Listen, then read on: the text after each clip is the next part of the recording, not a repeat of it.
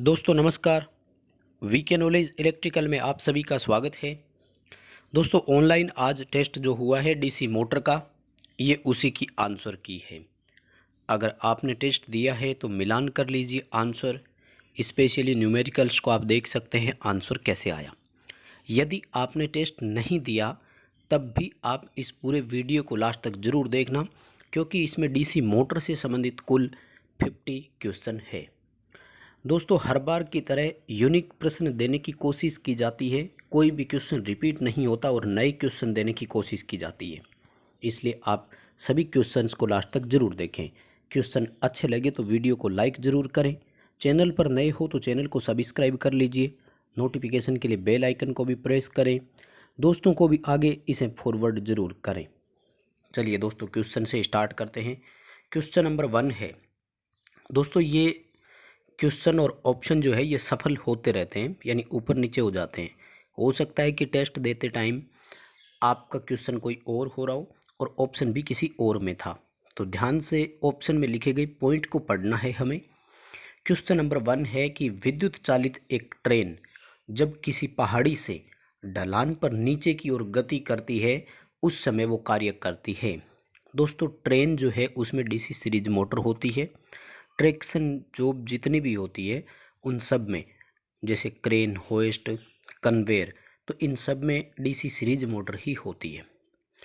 दोस्तों जब वो पहाड़ी से ढलान पर यानी नीचे की ओर आ रही है तो उसमें यांत्रिक ऊर्जा स्वतः ही उसको मिलती है और उस समय वो एज ए जनरेटर कार्य करती है। सीरीज मोटर है तो वो सीरीज जनरेटर बन जाएगी, यानी वो सीरीज जनरेटर की भांति वर्क करती है। क्वेश्चन का आंसर अपना ए हो जाएगा। नेक्स्ट क्वेश्चन है कि डीसी सीरीज मोटर की फील्ड वाइंडिंग मोटे तार की क्यों बनाई जाती है। दोस्तों सीरीज मोटर में फील्ड वाइंडिंग मोटे तार और कम टर्न की होती है, जबकि शंट मोटर में फील्ड वाइंडिंग पतले तार और अधिक टर्न की होती है। सीरीज मोटर की फील्ड वाइंडिंग मोटे तार की इसलिए बनी होती है क्योंकि मैक्सिमम लोड करंट इसमें से आसानी से फ्लो हो सके, ताकि क्योंकि सीरीज मोटर में लोड करंट, आर्मेचर करंट और सीरीज फील्ड करंट तीनों हमेशा बराबर होती है। लोड की जो करंट है वो ड्राइव की गई टॉर्क के इक्वल होती है, इसलिए वो लोड करंट आसानी से फील्ड में से जा सके, इसके लिए हम उसको कम प्रतिरोध वाली बनाते हैं। इसी तरह शंट फील्ड को हम पतले तार अधिक टर्न की इसलिए बनाते हैं ताकि एक मजबूत फ्लक्स वो पहले से ही बना सके और सप्लाई वोल्टेज के बराबर वो वोल्टेज को सहन कर सके, क्योंकि अगर न्यूनतम प्रतिरोध होगा तो वो एक शंट की भांति वर्क करेगी और हो सकता है कि उच्च धारा के कारण वाइंडिंग जल जाए। इसलिए शंट फील्ड अधिक प्रतिरोध की, सीरीज फील्ड निम्न प्रतिरोध की बनाई जाती है। नेक्स्ट अपना क्वेश्चन है कि एक शंट मोटर की घूमने की दिशा परिवर्तित करने के लिए हमने आर्मेचर धारा की दिशा को तो बदल दिया, लेकिन इंटरपोल धारा की दिशा परिवर्तित नहीं की गई। इससे क्या होगा। देखो डीसी मोटर के घूर्णन की दिशा बदलने के लिए हमारे पास दो ऑप्शन होते हैं। ये फ्लेमिंग के लेफ्ट हैंड रूल से भी हमें पता लगता है। और वो दो कारक अपने पास कौन से हैं कि या तो हम उसमें फील्ड फ्लक्स की दिशा परिवर्तित कर दें या फिर हम आर्मेचर धारा की दिशा परिवर्तित कर दें, तो मोटर के घूमने की दिशा बदल सकती है। हमने आर्मेचर धारा की दिशा चेंज कर दी, इसका मतलब मोटर के घूमने की दिशा तो बदल जाएगी, ये तो श्योर है, यानी ऑप्शन बी और सी में से होना है। अब बात ये आती है कि इंटरपोल जो होते हैं, तो दोस्तों याद रखना इंटरपोल कम्यूटेशन को समाप्त करने के लिए होते हैं। इनमें धारा का मान आर्मेचर धारा के बराबर होता है, परंतु धारा की दिशा आर्मेचर के हमेशा विपरीत होती है, यानी अपोजिट डायरेक्शन में ये मैग्नेटिक फील्ड बनाते हैं ताकि आर्मेचर रिएक्शन को भी ये समाप्त कर सके। जब हमने आर्मेचर धारा की दिशा चेंज कर दी तो वो इंटरपोल धारा के जैसी हो गई, जबकि इंटरपोल और आर्मेचर में धारा की दिशा एक दूसरे के विपरीत होनी चाहिए। तो हमें क्या करना होता है, आर्मेचर धारा की दिशा चेंज की है, इसी के साथ इंटरपोल की दिशा भी चेंज करनी चाहिए ताकि कम्यूटेशन और आर्मेचर रिएक्शन समाप्त हो सके। तो अब अगर हमने चेंज नहीं किया तो क्या होगा, मोटर की डायरेक्शन ऑफ रोटेशन तो चेंज हो जाएगी, लेकिन कम्यूटेशन समाप्त अब नहीं हो पाएगा, यानी स्पार्किंग जो है वो बढ़ जाएगी, क्योंकि इंटरपोल वाला फ्लक्स अब आर्मेचर फ्लक्स का सहयोगी हो गया और क्यूमुलेट होगा, ना कि वो आर्मेचर वाले फ्लक्स को डिस्ट्रॉय करेगा, न्यूट्रलाइज नहीं करेगा। अब अगला अपना क्वेश्चन है कि 40 HP की डीसी मोटर 250 वोल्ट सप्लाई पर 160 एम्पियर का करंट लेती है, मोटर की एफिशिएंसी की गणना कीजिए। दोस्तों हमें ये नहीं बताया कि HP मीट्रिक है या ब्रिटिश, कोई बात नहीं, आप एक बार 735.5 और एक बार 746 वाट दोनों रख सकते हैं, एक ही ऑप्शन हमें पेपर में या ऑप्शन में मिला है। देखिए मोटर में दक्षता ज्ञात करने के लिए हमें चाहिए आउटपुट और इनपुट, राइट। आउटपुट बटे इनपुट इंटू 100, यही तो होता है मोटर में एफिशिएंसी के लिए। देखिए HP जो होती है ये हमेशा आउटपुट वाली ही होती है रेटिंग में, तो 40 HP है, 746 से इसे मल्टीप्लाई कर दीजिए, आप चाहो तो 735.5 से भी कर सकते हो। इनपुट जो होता है वो V इंटू आई होता है, 250 वोल्ट सप्लाई पर 160 एम्पियर का ये करंट भी लेती है। तो कैलकुलेशन जब हम करेंगे तो अपने पास एक उत्तर आ जाएगा दोस्तों, ठीक है। देखो इसको जब आप लोग मल्टीप्लाई कर रहे हैं, इसको 100 से मल्टीप्लाई भी तो करना है, तो ये जब आप देखेंगे ना तो ये बिल्कुल आपका उत्तर आएगा 74.6%। कैलकुलेशन कीजिए, अपने उत्तर का मिलान जरूर कीजिए।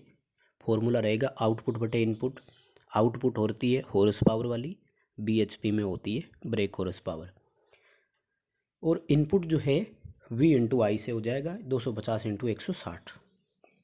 नेक्स्ट अपना क्वेश्चन है कि एक पुरानी ब्रेक भुजा की लंबाई 0.2 मीटर है, ब्रेक द्वारा उस पुली पर 50 किलोग्राम भार का एक बल लगाया जाता है, मोटर में उत्पन्न टॉर्क की गणना कीजिए। ये DC सीरीज मोटर में अप्लाई होता है, ब्रेक टेस्ट विधि है और दक्षता ज्ञात करने की विधि है। इसमें हम शाफ्ट पर एक पुली लगाते हैं और उसमें हम स्प्रिंग के थ्रू फोर्स डालते हैं। दोस्तों टॉर्क जो होता है ये होता है फोर्स इनटू रेडियस, शाफ्ट पर लगने वाला बल और उसकी रेडियस यानी त्रिज्या कितनी है। अब हमें यहाँ पर क्या कर दिया, उस भुजा की लेंथ दे दी, राइट।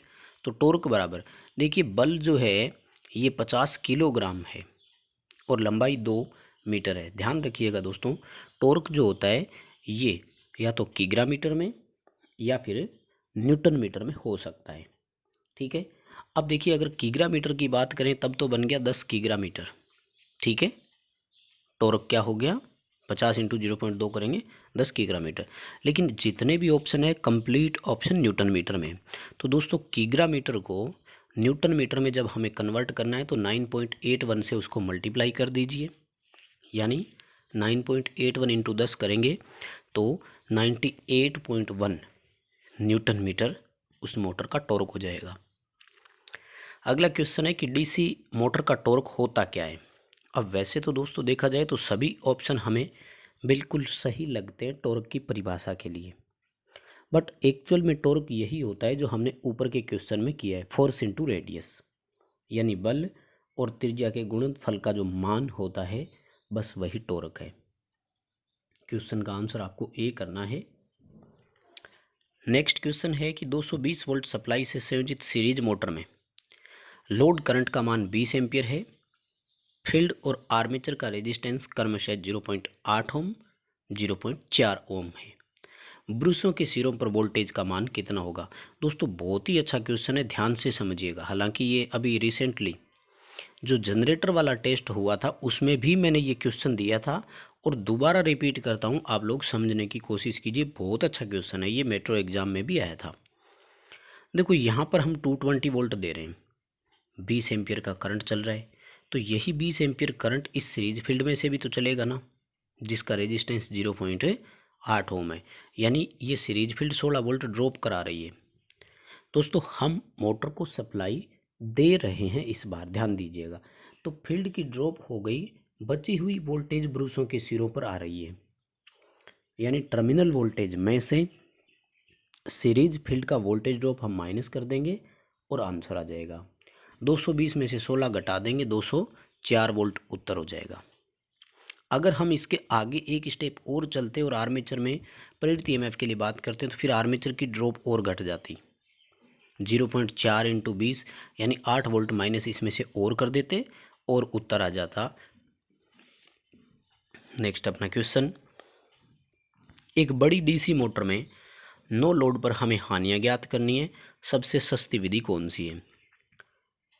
दोस्तों डीसी मोटर में नो लोड पर लॉसेज ज्ञात करने की वैसे देखा जाए तो विधि एक ही होती है, स्विनबर्न टेस्ट कहते हैं इसको हम। सबसे सस्ती विधि होती है ये हानियां ज्ञात करने की। हॉपकिंसन, रिटार्डेशन, रनिंग डाउन और ब्रेक टेस्ट, यानी कुल 4 विधियां होती है जिनमें हम डीसी मोटर की एफिशिएंसी का पता कर सकते हैं। स्विनबर्न एक तरह की अप्रत्यक्ष विधि या काल्पनिक विधि भी कहलाती है। इनडायरेक्ट या काल्पनिक मेथड भी इसको कहा जाता है। इसमें सबसे पहले नो लोड पर हानियों की गणना की जाती है और फिर उस दिए गए या पर्टिकुलर भार के लिए कल्पना की जाती है कि इस भार पर इतना हो जाएगा, इस भार पर इतना लॉस होगा, और काल्पनिक दक्षता हम ज्ञात करते हैं। अगला क्वेश्चन है कि निम्न में से कौन सा कर्व एक रैखिक रूप में होगा, यानी सीधी रेखा के रूप में होगा। देखो सीरीज मोटर का तो कोई भी कर्व सीधी रेखा में होता ही नहीं है, ध्यान रखना, तो ये तो आ नहीं सकता। शंट मोटर की हम बात करें तो शंट मोटर में भी केवल मात्र टॉर्क और आर्मेचर धारा वाला ग्राफ सीधी रेखा में चलता है। क्यों? क्योंकि शंट मोटर का टॉर्क आर्मेचर धारा के समानुपाती है, इसलिए क्योंकि शंट फील्ड फ्लक्स कांस्टेंट रहता है। यानी अगर हम आर्मेचर धारा का मान बढ़ाते हैं तो फील्ड फ्लक्स पर कोई परिवर्तन आता ही नहीं है। डीसी मोटरों का टॉर्क आर्मेचर धारा और फील्ड फ्लक्स के समानुपाती है, यानी 2 कारकों पर निर्भर करता है। शंट मोटर के मामले में फ्लक्स नियत रहता है, इसलिए टॉर्क केवल आर्मेचर धारा के समानुपाती है और इसका जो कर्व होता है वो इस तरह से एक सीधी रेखा में चलता है। जबकि इसका दूसरा जो भार और गति वाला है, इसमें क्या होता है कि भार बढ़ने पर गति घटती है, थोड़ा सा नीचे, बहुत ज़्यादा तो नहीं घटती है लेकिन कुछ जरूर घटती है, तो थोड़ा सा कर्व इसका यहाँ से नीचे आ जाता है, रेखिक रूप में नहीं होता। अगला अपना क्वेश्चन है कि 220 वोल्ट सप्लाई से संयोजित शंट मोटर में लोड करंट 12 एम्पियर है, फील्ड और आर्मेचर का प्रतिरोध क्रमशः 55 ओम और 0.5 ओम है, आर्मेचर धारा की गणना कीजिए।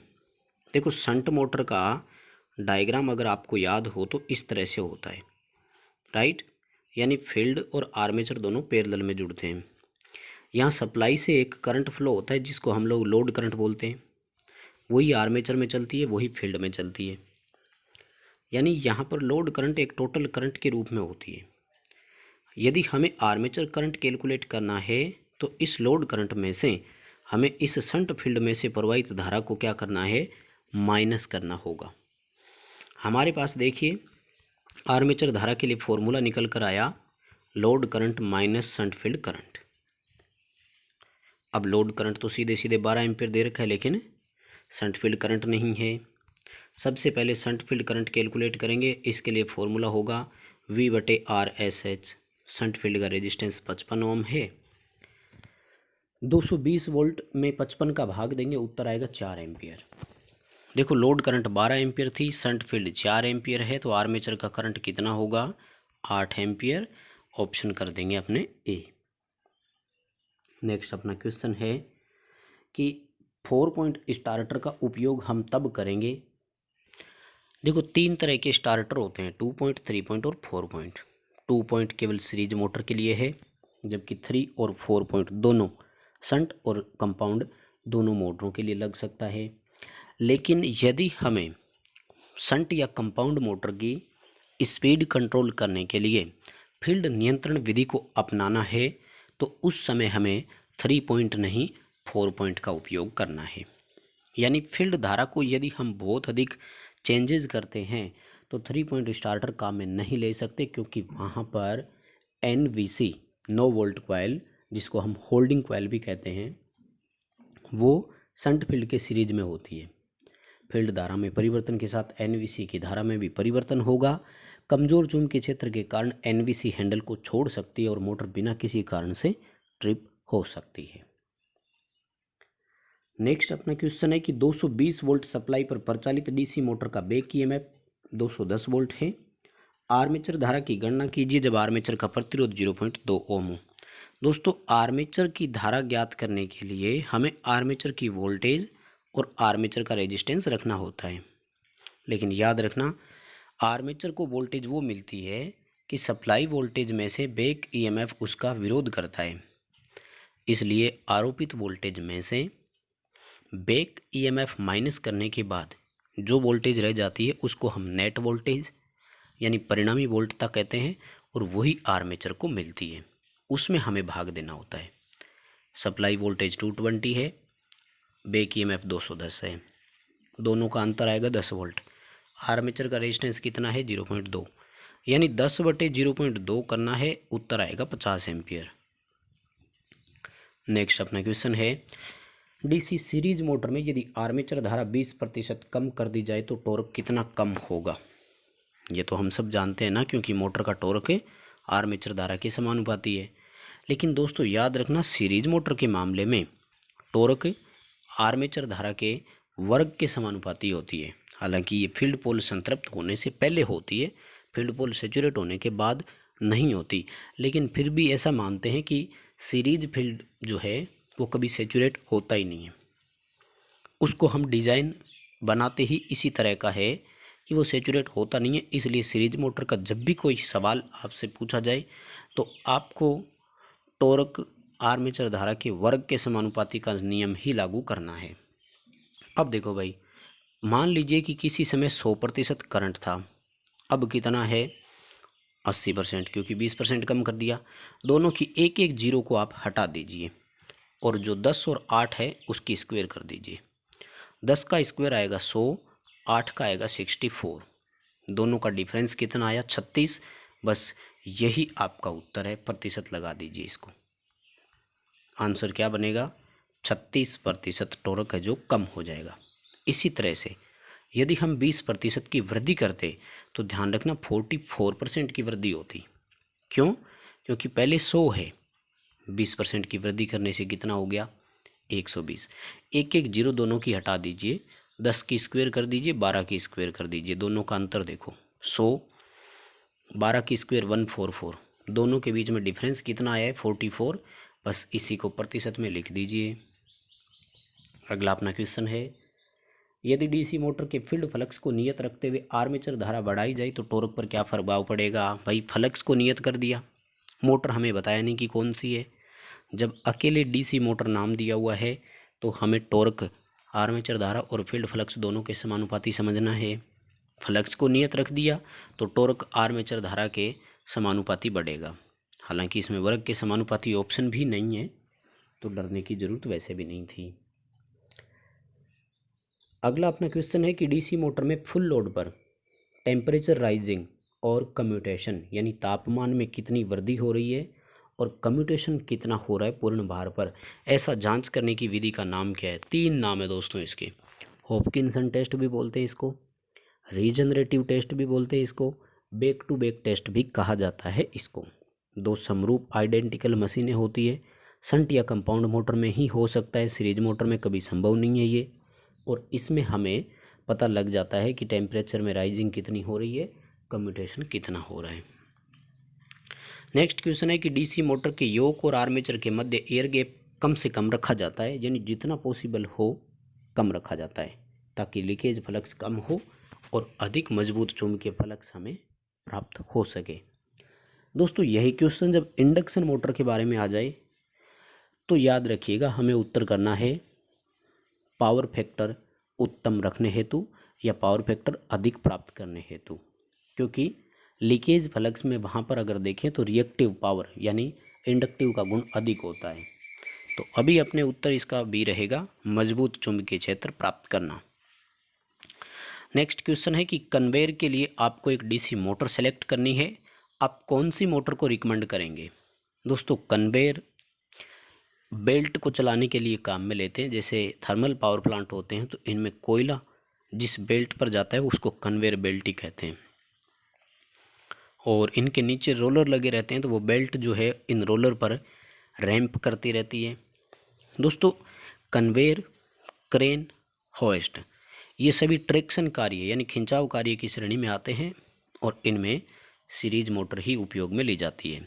Shunt motor maximum machine tool में आती है। क्यूमुलेटिव कंपाउंड जो है ये लेथ मशीन एलिवेटर में काम आती है, और डिफरेंशियल जो है वैसे तो कोई उपयोग नहीं है, फिर भी बैटरी चार्जिंग और बूस्टर सेट के लिए उपयोग में अपन इसको ले सकते हैं। नेक्स्ट अपना क्वेश्चन है कि शंट मोटर के गति नियंत्रण हेतु जब फील्ड कंट्रोल विधि काम में ली जाती है तो 3 पॉइंट स्टार्टर का कभी उपयोग नहीं किया जाता है, ऐसा क्यों? तो दोस्तों ऊपर के क्वेश्चन में हम बात कर चुके थे कि 4 पॉइंट हम कब काम में ले रहे थे, तो ये उसी तरह का सवाल है एक तरह से। शंट मोटर जब भी हम उपयोग में ले रहे हैं और उसकी फील्ड नियंत्रण विधि का उपयोग हम अगर करते हैं, यानी फील्ड धारा में हम अगर बहुत अधिक परिवर्तन करते हैं तो हम 4 पॉइंट स्टार्टर काम में लेते हैं, 3 पॉइंट नहीं। क्यों? क्योंकि हम फील्ड नियंत्रण विधि में गति सामान्य से अधिक प्राप्त करते हैं। डीसी मोटरों की गति फील्ड फ्लक्स के व्युत्क्रमानुपाती है, यानी गति अधिक प्राप्त करने के लिए हमें फ्लक्स को कम करना है। फ्लक्स कम तब होता है जब धारा कम हो, यानी हम फील्ड वाइंडिंग की धारा को कम करते हैं। फील्ड वाइंडिंग की धारा के साथ साथ एनवीसी की करंट भी कम हो गई, होल्डिंग कॉइल का एक चुंबकीय क्षेत्र कमज़ोर पड़ जाएगा और वो हैंडल को बिना किसी कारण के छोड़ देती है, जिससे मोटर ऑफ हो जाती है। यानी जब हमें उच्च गति प्राप्त करनी हो तो मोटर बंद हो जाती है, मोटर रुक जाती है। किस वजह से रुकी है? एनवीसी ने हैंडल को छोड़ दिया, क्योंकि अधिक गति के लिए धारा कम कर दी, एनवीसी का भी चुंबकीय क्षेत्र कमज़ोर पड़ गया। नेक्स्ट क्वेश्चन है डीसी मोटर में वैद्युतिक दक्षता किसका अनुपात है? दोस्तों डीसी मोटर में या जनरेटर में एफिशिएंसी 3 तरह की होती है। मोटर में सबसे पहली एफिशिएंसी होती है वैद्युतिक, दूसरी होती है मैकेनिकल यानी यांत्रिक, और तीसरी होती है संपूर्ण दक्षता यानी ओवरऑल एफिशिएंसी कितनी है। मोटर में होते हैं दोस्तों 3 काम। सबसे पहले हमने इलेक्ट्रिकल पावर इनपुट दिया, बदले में यांत्रिक शक्ति उत्पन्न होती है, मैकेनिकल पावर डेवलप होती है, इसके बदले में मैकेनिकल पावर हमें आउटपुट मिलती है।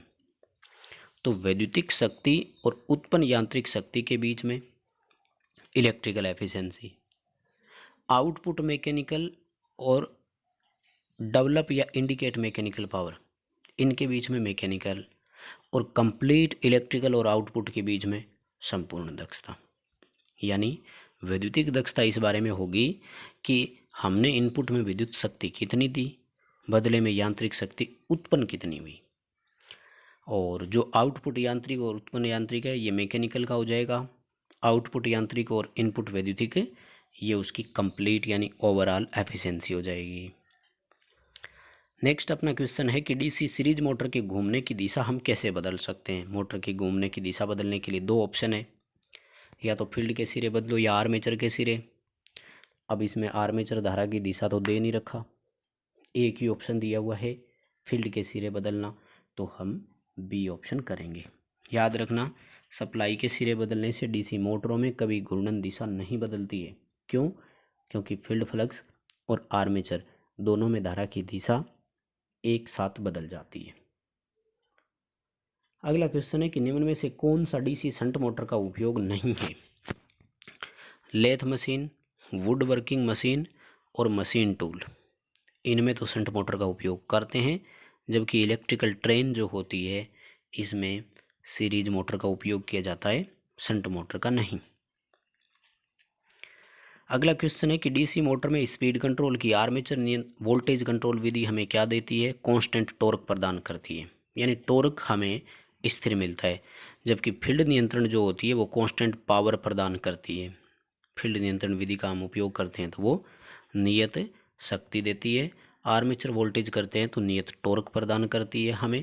हालांकि आर्मेचर वोल्टेज ड्रॉप में पावर लॉस अधिक होता है तो कम एफिशिएंट होती है। नेक्स्ट क्वेश्चन है डीसी मोटर में सप्लाई के सिरे बदलने से क्या होगा? कोई फर्क नहीं पड़ेगा, मोटर पहले की भांति उसी दिशा में चलती रहेगी, उसी गति से चलती रहेगी, ना स्पीड पर फर्क पड़ेगा ना डायरेक्शन पर प्रभाव पड़ेगा, क्योंकि सप्लाई के टर्मिनल चेंज करने से फील्ड और आर्मेचर दोनों की डायरेक्शन एक साथ चेंज हो जाती है। अगला क्वेश्चन है कि मोटर स्टार्टिंग के समय बैक ईएमएफ 0 होता है, क्यों? क्योंकि डीसी मोटर में बैक ईएमएफ गति के समानुपाती होता है, यानी स्पीड होगी तो बैक ईएमएफ होगा, इसलिए स्टार्टिंग में यदि सीधी वोल्टेज आर्मेचर को दे दी जाए तो आर्मेचर का प्रतिरोध कम होने के कारण मोटर अधिक धारा लेती है। तो हम इस उच्च धारा को रोकने के लिए क्या करते हैं, आर्मेचर के सीरीज में बाहरी प्रतिरोधक लगाते हैं जिसको हम स्टार्टर भी कहते हैं। नेक्स्ट क्वेश्चन है कि डीसी मोटर के आर्मेचर में प्रेरित ईएमएफ की दिशा कैसे ज्ञात करेंगे। आर्मेचर में प्रेरित ईएमएफ को बैक ईएमएफ या काउंटर ईएमएफ भी कहा जाता है और इसकी दिशा जनरेटर में प्रेरित ईएमएफ की भांति फ्लेमिंग के राइट हैंड रूल से ज्ञात की जाती है, दाएं हाथ नियम से ही ज्ञात की जाती है। अगला अपना क्वेश्चन है कि को छोड़कर एसी मोटर की अपेक्षा डीसी मोटर के सभी लाभ हैं। कंपैरिजन करवाया जा रहा है एसी और डीसी मोटर में और डीसी मोटरों के लाभ पूछे जा रहे हैं। दोस्तों, वाइड स्पीड रेंज यानी गति में बहुत अधिक परिवर्तन या सूक्ष्म परिवर्तन डीसी मोटरों में ज़्यादा संभव है। हाई स्टार्टिंग टॉर्क, एसी मोटरों से तुलना करते हैं तो डीसी मोटरों का टॉर्क भी अच्छा है। स्टेबिलिटी, स्थायित्व भी अधिक होता है, लेकिन डीसी मोटरों की लागत अधिक होती है, निम्न नहीं होती। यानी एसी मोटर की अपेक्षा डीसी मोटरों में लागत अधिक, अनुरक्षण अधिक पाया जाता है। तो ये निम्न लागत लाभ नहीं है, ये इनकी हानि होती है, अधिक लागत आएगा इसकी जगह। अगला क्वेश्चन है कि निम्न में से किस मोटर का गति रेगुलेशन सर्वाधिक है। गति रेगुलेशन का मतलब है नो लोड से लेकर फुल लोड तक स्पीड में परिवर्तन मिनिमम किस में होता है। तो शंट मोटर ये, इसको हम स्थिर स्पीड मोटर भी मानते हैं। कहते हैं कि नो लोड से लेकर फुल लोड तक लगभग 2 से 5% गति में परिवर्तन आता है, यानी भार बढ़ने पर इसकी गति केवल कुछ आरपीएम ही घटती है, बहुत अधिक नहीं घटती। नेक्स्ट क्वेश्चन है कि मोटर स्टार्टिंग के समय जब 3 पॉइंट स्टार्टर का हैंडल हम घुमाते हैं, यानी स्टड बाय स्टड ऐसे आगे की ओर लेकर जाते हैं, तो जो अपना स्टार्टिंग प्रतिरोधक था वो आर्मेचर वाले परिपथ से तो हटता जाता है और फील्ड वाले परिपथ में लगता जाता है। यानी आर्मेचर का प्रतिरोध तो कम होता जाता है, लेकिन फील्ड का प्रतिरोध बढ़ता जाता है। क्यों? क्योंकि वो सप्लाई वहाँ से जब डिस्कनेक्ट होती है तो फिर फील्ड को उस स्टार्टिंग प्रतिरोधक के जरिए ही मिलती है। डायग्राम जब आप 3 पॉइंट स्टार्टर का देखेंगे तो आपको ये क्वेश्चन समझ में आएगा। अगला क्वेश्चन अपन से पूछा जा रहा है, एक न्यूमेरिकल क्वेश्चन है, काफ़ी अच्छा क्वेश्चन भी है, कि 240 वोल्ट शंट मोटर में आर्मेचर और फील्ड का प्रतिरोध 0.2 ओम और क्रमशः 100 ओम है। यदि मोटर को डायरेक्ट सप्लाई पर ऑन कर दिया जाए, स्टार्ट कर दिया जाए, तो आर्मेचर करंट कितनी होगी। यानी स्टार्टिंग प्रतिरोध हमने लगाया नहीं, बैक ईएमएफ है नहीं, तो धारा कितनी चलेगी, V/R। बैक ईएमएफ नहीं है तो जितनी सप्लाई की वोल्टेज है वो टोटल किसको मिलेगी, आर्मेचर को। आर्मेचर का प्रतिरोध भी बहुत कम है, मात्र कितना, 0.2 ओम। तो उस समय मोटर में करंट कितना फ्लो होगा, 1200 एम्पियर। नेक्स्ट अपना क्वेश्चन है कि निम्न में से किस डीसी मोटर में भार बढ़ने पर गति बढ़ेगी। भार बढ़ने के साथ साथ गति भी बढ़ती है, ध्यान से समझिएगा दोस्तों। देखो, भार बढ़ने से सीरीज मोटर की गति तो घटती है, कोई दिक्कत नहीं है, क्योंकि भार बढ़ने से धारा भी बढ़ती है और सीरीज मोटर में सीरीज फील्ड की धारा बढ़ती है, तो वैसे ही मान लीजिए कि फ्लक्स बढ़ता है तो गति कम हो जाती है। डिफरेंशियल मोटर ही एकमात्र ऐसी मोटर है, क्यों, क्योंकि इसमें सीरीज फील्ड फ्लक्स और शंट फील्ड फ्लक्स एक दूसरे के विपरीत दिशा में कार्य करते हैं। जब करंट बढ़ता है तो सीरीज फील्ड का फ्लक्स भी बढ़ता है, जबकि शंट का फ्लक्स नियत रहता है। यानी परिणामी फ्लक्स जो है वो घटने लगता है और वो घटेगा तो गति बढ़ती है। तो कौन सी मोटर है जिसमें भार बढ़ने पर गति बढ़ेगी, डिफरेंशियल कंपाउंड मोटर। अगला अपना क्वेश्चन, 220 वोल्ट सप्लाई पर संयोजित शंट मोटर 20 एम्पियर की भार धारा लेती है, आर्मेचर पर 10 वोल्ट ड्रॉप होता है और फील्ड का प्रतिरोध यदि 100 ओम है, तो फील्ड के सिरों पर प्राप्त वोल्टेज कितनी होगी। बड़ा अच्छा क्वेश्चन है दोस्तों, शंट मोटर में फील्ड के लिए पूछा जा रहा है। तो ये शंट फील्ड मान लीजिए, ये आर्मेचर मान लीजिए। और शंट मोटर में तो आर्मेचर और फील्ड दोनों जो है सप्लाई के साथ पैरेलल में आते हैं। तो आर्मेचर पर कितने वोल्ट ड्रॉप हो रहे हैं हमें इससे कोई मतलब नहीं है। सप्लाई में 220 वोल्ट है तो फील्ड को कितना मिलेगा, 220 वोल्ट। जितनी सप्लाई वोल्टेज है उतनी ही तो फील्ड को मिलती है। आर्मेचर ड्रॉप का कोई मतलब नहीं है, 220 वोल्ट उत्तर आएगा। नेक्स्ट क्वेश्चन है, डीसी मोटर के चालकों में प्रवाहित धारा कौन सी है? चालक कहते हैं आर्मेचर को। डीसी मोटर के आर्मेचर में धारा एसी होती है, जनरेटर के आर्मेचर में भी धारा एसी होती है। मोटर में कम्यूटेटर जो होता है वो डीसी टू एसी करता है। जनरेटर में एसी टू डीसी करता है, मोटर में डीसी टू एसी करता है। आर्मेचर को एसी जाती है, लेकिन याद रखना डीसी मोटर के फील्ड वाइंडिंग को डीसी ही मिलती है, क्योंकि वहाँ पर फ्लक्स बनाना है। फ्लक्स बनाने के लिए डीसी सप्लाई ही होती है। नेक्स्ट क्वेश्चन है कि शंट मोटर में निर्धारित गति 750 आरपीएम है, लेकिन हमें इस मोटर को 950 आरपीएम पर भी चलाना है। गति नियंत्रण की कौन सी विधि काम में लें? देखो, हमें गति निर्धारित मान से अधिक चाहिए। शंट मोटर में निर्धारित मान से अधिक गति प्राप्त करने के लिए फील्ड नियंत्रण विधि अपनाई जाती है। निर्धारित मान से कम, यानी अगर हमें 550 आरपीएम पर चलाना होता तो आर्मेचर नियंत्रण विधि का हम उपयोग करते। वार्ड लियोनार्ड विधि का उपयोग तब करते हैं जब हमें सूक्ष्म परिवर्तन चाहिए, यानी 750 को हमें 780 आरपीएम ही करना होता लगभग। नेक्स्ट क्वेश्चन है कि हिस्टैरिसीस हानियाँ किस पर निर्भर नहीं करती? हिस्टैरिसीस हानि ज्ञात करने के लिए हिस्टैरिसीस नियतांक इंटू बी मैक्सिमम की power 1.6 into F into V, ये फॉर्मूला होता है।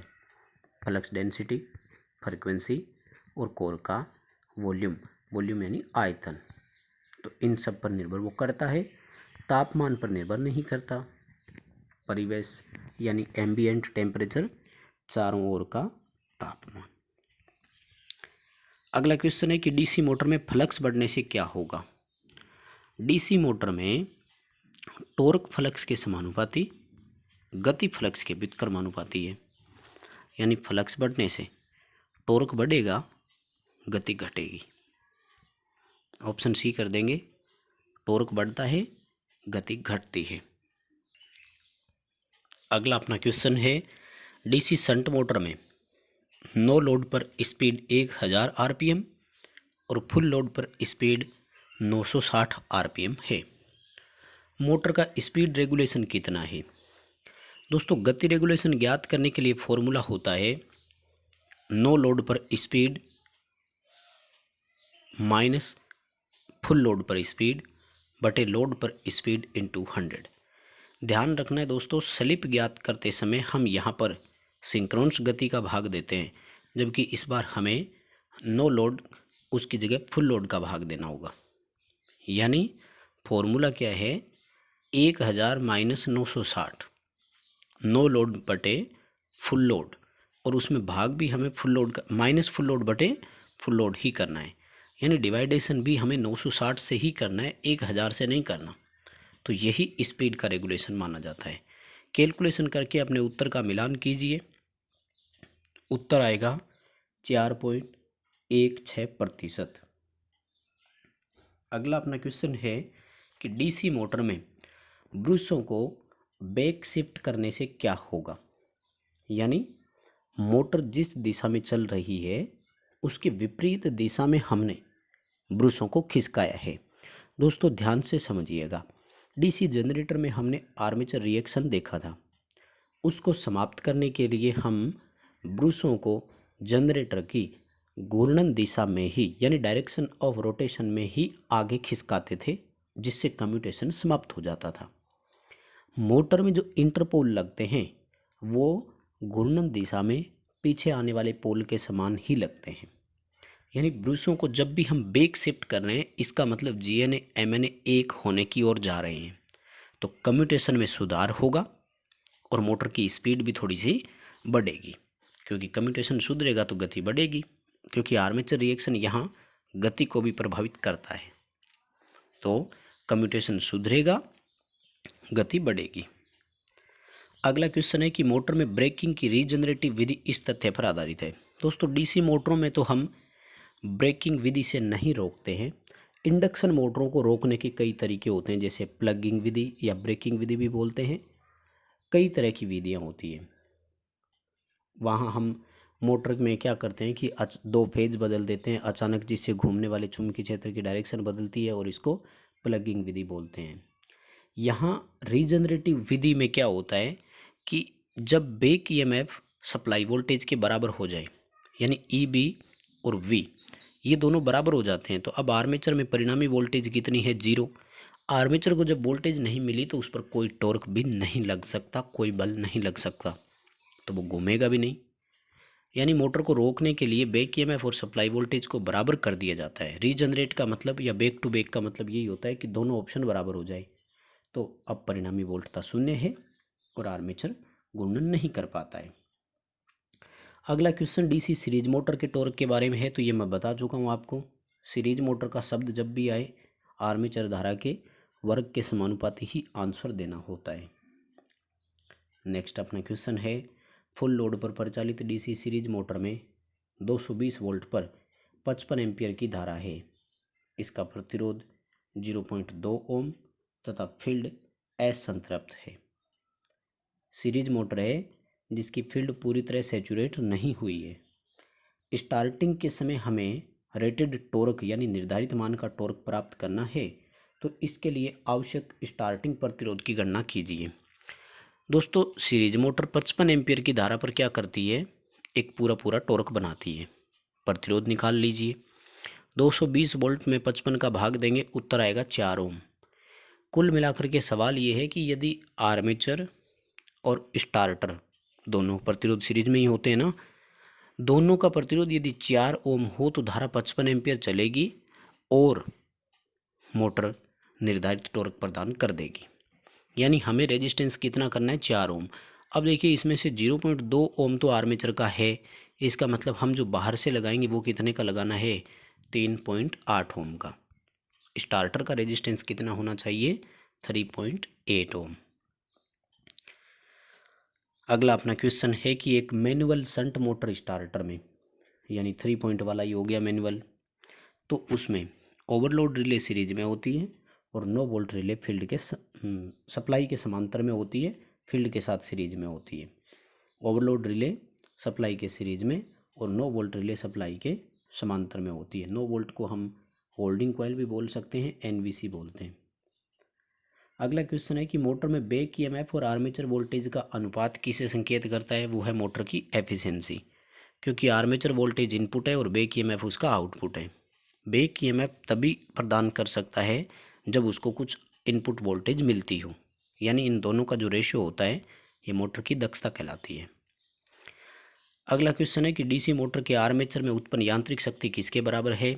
हमने विद्युत शक्ति इनपुट में दिया, उसके बदले में आर्मेचर में यांत्रिक शक्ति उत्पन्न होती है और वो उत्पन्न यांत्रिक शक्ति बैक ईएमएफ और आर्मेचर धारा के गुणनफल के बराबर होती है। यानी ईबी इंटू आईए जो है वही उत्पन्न यांत्रिक शक्ति है, और उत्पन्न यांत्रिक शक्ति उस समय मैक्सिमम होती है जब बैक ईएमएफ सप्लाई वोल्टेज के आधे के बराबर हो। अगला क्वेश्चन है कि डीसी मोटर का बैक ईएमएफ कौन सा प्रकार्य प्रदान करता है। दोस्तों बैक ईएमएफ ही ऐसा है जो मोटर में ऊर्जा रूपांतरण में सहायक होता है, एनर्जी में कन्वर्ट यही करता है। यानी जो विद्युत ऊर्जा हमें मिली थी उसको यांत्रिक ऊर्जा में ये बैक ईएमएफ ही कन्वर्ट कर रहा है। यानी बैक ईएमएफ नहीं हो तो मोटर में कोई यांत्रिक ऊर्जा संभव नहीं होगा। ऊर्जा रूपांतरण यानी एनर्जी कंजर्वेशन में सहायक होता है। अगला क्वेश्चन है कि क्यूमुलेटिव कंपाउंड मोटर में यदि सीरीज फील्ड वाइंडिंग शॉर्ट हो जाएगी तो क्या होगा। देखो क्यूमुलेटिव कंपाउंड में क्या होता है कि सीरीज फील्ड और शंट फील्ड जो होते हैं ये एक ही दिशा में फ्लक्स बनाने वाले होते हैं। दोस्तों क्वेश्चन थोड़ा सा अधूरा है, ये लॉन्ग शंट क्यूमुलेटिव कंपाउंड की बात हो रही है।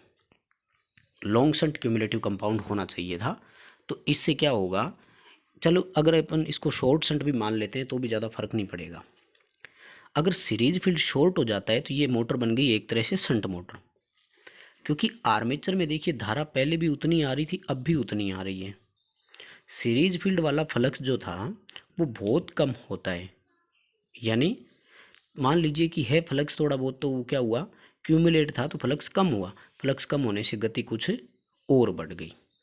यानी आर्मेचर की धारा पर तो कोई प्रभाव नहीं पड़ा, लेकिन गति बढ़ गई। क्यों? क्योंकि वो तो आर्मेचर के लिए जो करंट आना था लोड करंट और शंट फील्ड के योग के बराबर है, तो आर्मेचर की धारा में तो कोई चेंजेस हुआ नहीं।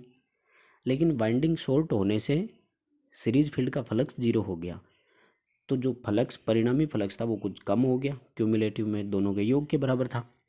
अब केवल शंट का ही रह गया, तो कुछ फ्लक्स कम होने से गति में थोड़ी सी वृद्धि हो जाएगी। नेक्स्ट क्वेश्चन है, डीसी मोटर की गति जब शून्य होती है तो बैक ईएमएफ कितना होता है? ये तो हम बहुत बार कर चुके हैं। बैक ईएमएफ गति के समानुपाती है। यदि स्पीड जीरो है तो बैक ईएमएफ भी जीरो ही होगा। अगला क्वेश्चन, डीसी मोटर का शाफ्ट टॉर्क आर्मेचर में उत्पन्न टॉर्क से हमेशा कम होता है और इसका कारण होता है रोटेशनल लॉस, घूर्णन हानियाँ। यानी जितना टॉर्क ए बी इंटू आई ए से उत्पन्न हुआ था उतना बाहर नहीं मिलता है।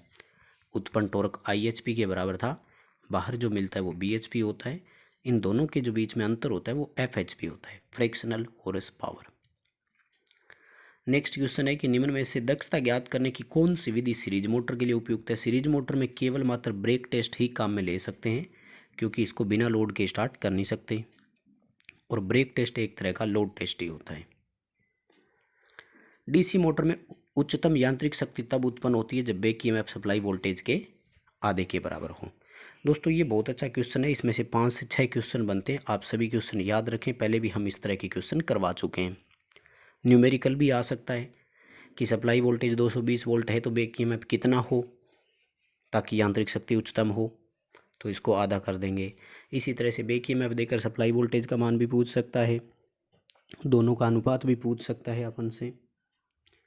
नेक्स्ट क्वेश्चन है कि निम्न में से कौन सा एक रीजनरेटिव टेस्ट है? दोस्तों हॉपकिंसन टेस्ट का नाम रीजनरेटिव टेस्ट और बैक टू बैक टेस्ट भी है। क्वेश्चन का आंसर अपना बी रहेगा। तो बस दोस्तों आज के पेपर में ये थे 50 क्वेश्चन। यदि क्वेश्चन अच्छे लगे हैं तो वीडियो को लाइक ज़रूर कर देना, दोस्तों को भी आगे इसे फॉरवर्ड ज़रूर कीजिएगा।